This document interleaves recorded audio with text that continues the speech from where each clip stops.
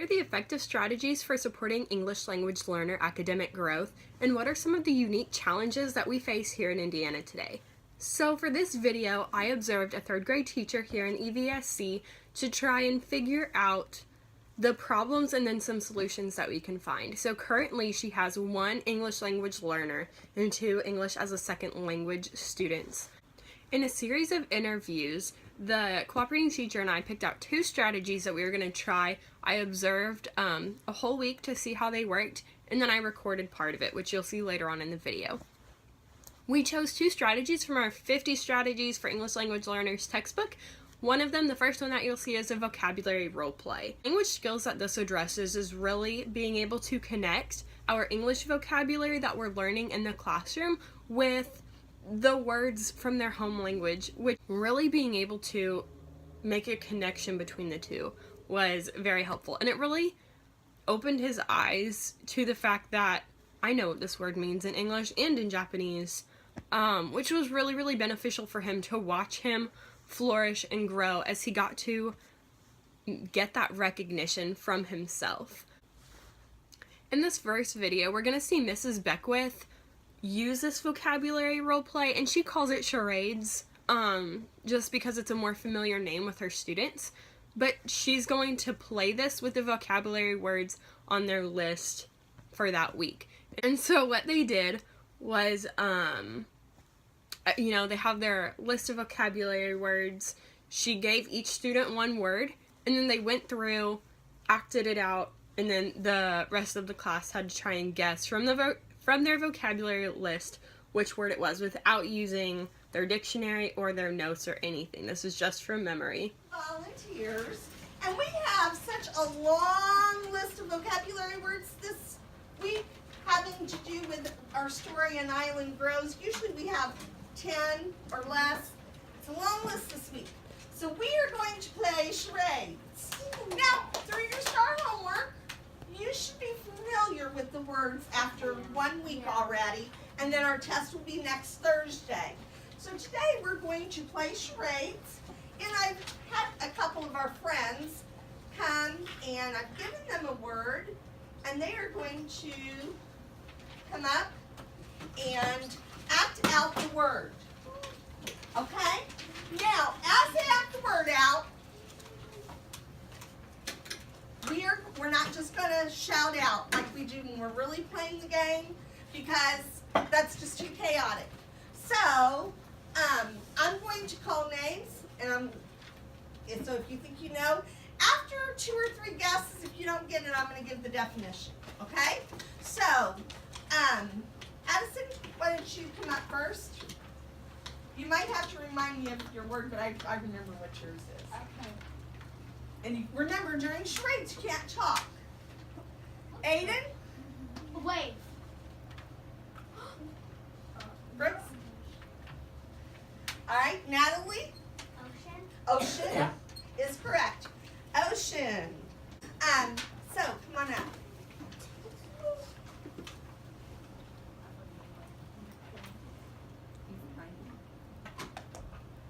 Show me.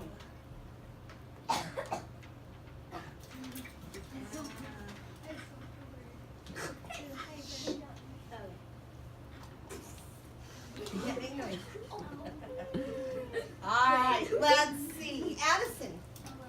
Okay, is she right? Yes. You did such a great job. What does erupt mean, Addison? What does erupt mean? To overflow is a very good definition. Lane? Yes, when something explodes suddenly, right? The second clip is using the strategy read, pair, share. And so what she had the students do once she introduced the activity was get in their designated partners. They read a text back and forth volleyball style, and then they had a list of questions where, one partner would read the question while the other partner answered it. And then they used respectful talk, which is another teaching strategy, in order to, if they had different answers, that was a way for them to solve it and figure out what was the real answer here and how can we make sure that we don't make that mistake the next time. Yes. Today we are going to work with our shoulder partners. Okay? I want you to read the last reading passage for this week. You are going to read it with your partner, and then you're going to pair share the questions. So what I would like you to do for this one, the person who reads the first paragraph, read the first paragraph and the last paragraph. The second person can read the second paragraph. You guys will go 1, 2, 3, okay? As you read, remember you're reading critically. You're reading in your reading voice with expression. You are reading slowly enough, because even though your partner is reading along, you want to be certain to get the meaning as you go. When you pair share the questions, you're going to read the questions, take turns reading the question and all of the choices. Then you're going to respond and give evidence from the text. So you'll take turns. One person will read the question, the other person will answer the question and give evidence. Then if the first person has additional information to add, then they may do so at that time, okay? And then go to the next question. Are there questions about what we're doing? We're doing volleyball questioning, how we give very respectful answers. So if you disagree with their answer, say, I respectfully disagree. I think the answer is, and then give evidence from the text to support, okay? Any further questions? We're at a level 1.5, okay, between a whisper and full voice, because there will be 13 of you speaking and reading in time, okay? All right, so get in close. Let's go ahead and put our chairs like this. The front of your chairs line up, and that way you can speak easily, okay? But you don't have to have a level 3 voice, okay? Yes. So, we do a lot of read, pair, share. So let's go ahead with your partner. Knee to knee, and you guys can just stay there, that's fine. Okay, knee to knee.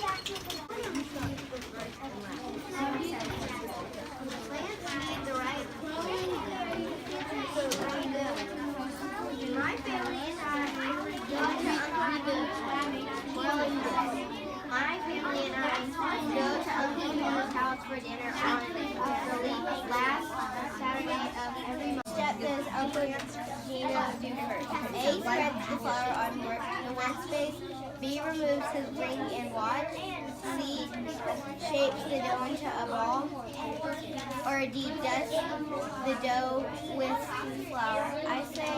I said C. Shapes the dough into a ball because it said.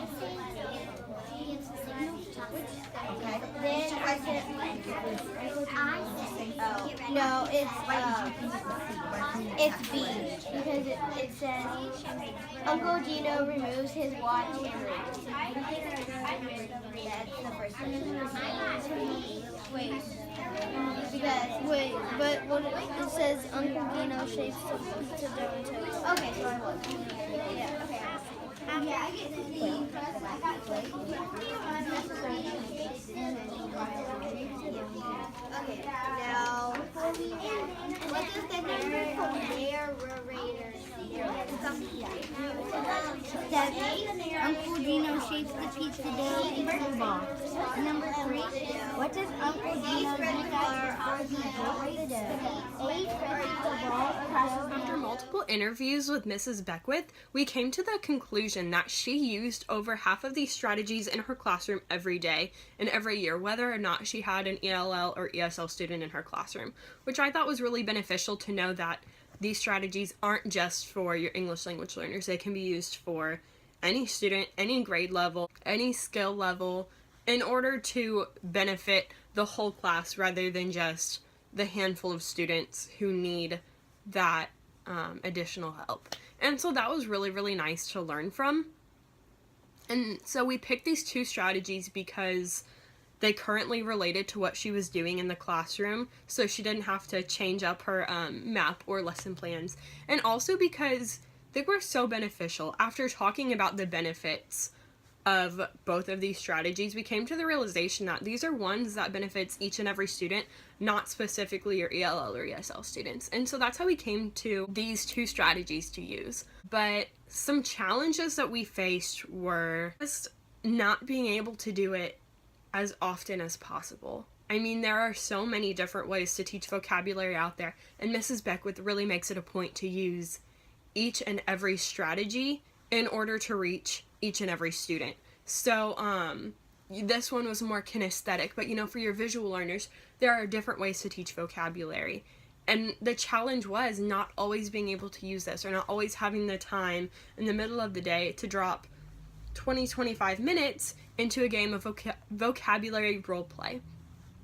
And for the read, pair, share, she uses that strategy so often, without even realizing that it was also helping her ELL and ESL students.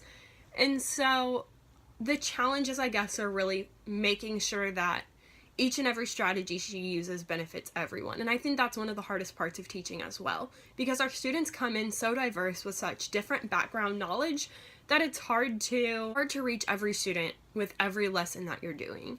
But I believe that Mrs. Beckwith really makes it a point to do that, and I think she does a great job as well. So what was helpful, I guess, was seeing these in action. I mean, in our class and in our textbooks, we hear stories and we read books, but seeing it in action is completely different than what we discuss in our class.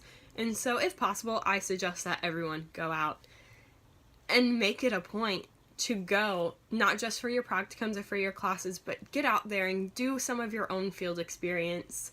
So many teachers are more than willing to take on people like us who are serious about getting into the teaching field because they need help and we need the experience. So that's what I really found helpful. And then Mrs. Beckwith, I believe, she took away the fact that she is using effective strategies in her classroom. And that's what she really cares about. She wants to know that what she's doing is helping every student, whether or not their skill level or anything. And so it was helpful for her to see that what she does in the classroom really helps everyone, and that she is using research-based strategies and strategies that benefit her ELL students as well as ones with disabilities or special needs, either through an IEP or 504, but getting that recognition that, I don't know, I just think the realization that what she's doing is effective and it works and there's research to back it up was helpful for everyone involved.